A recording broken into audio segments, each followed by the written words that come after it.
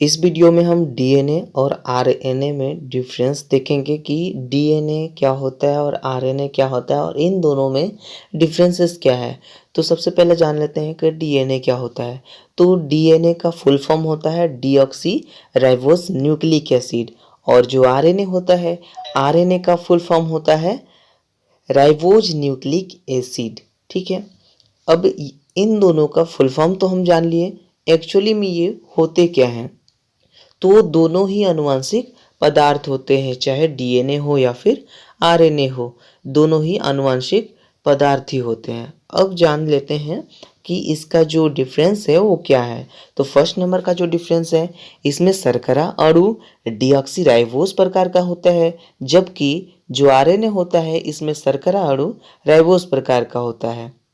दूसरा नंबर का जो अंतर है, डीएनए में पाए जाने वाले नाइट्रोजन युक्त क्षार एडेनिन, ग्वानिन, साइटोसिन और थायमिन ये हैं। तो ये जो नाइट्रोजन क्षार हैं, ये एडेनिन और जो ग्वानिन है ये दोनों प्यूरिन होते हैं, जबकि साइटोसिन और थायमिन पिरिमिडिन होते हैं।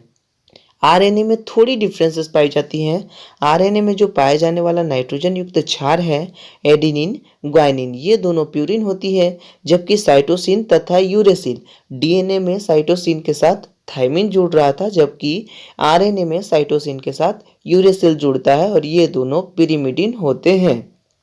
थर्ड नंबर के डिफरेंसेस में देखेंगे तो डीएनए अधिकतर केंद्रक या फिर गुणसूत्र थोड़ी मात्रा में क्लोरोप्लास्ट में पाए जाते हैं, जबकि जो आरएनए होती है केंद्रिका, केंद्रक जल द्रव्य तथा कोशिका द्रव्य में पाए जाते हैं। ये है इसके जो मेन कैरेक्टर होते हैं ये। अब जो चौथा नंबर का जो डिफरेंसेस है, डीएनए अणु में डीऑक्सीराइबोज न्यूक्लियोटाइड्स की दो श्रृंखला परस्पर एक दूसरे पर कुंडलित होती हैं।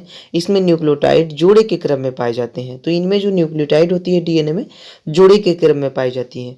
उसी प्रकार यदि हम चौथे नंबर जो आरएनए में डिफरेंसेस पाई जाती हैं, तो आरएनए अणु में राइबो न्यूक्लियोटाइड्स की एक ही श्रृंखला में होती है।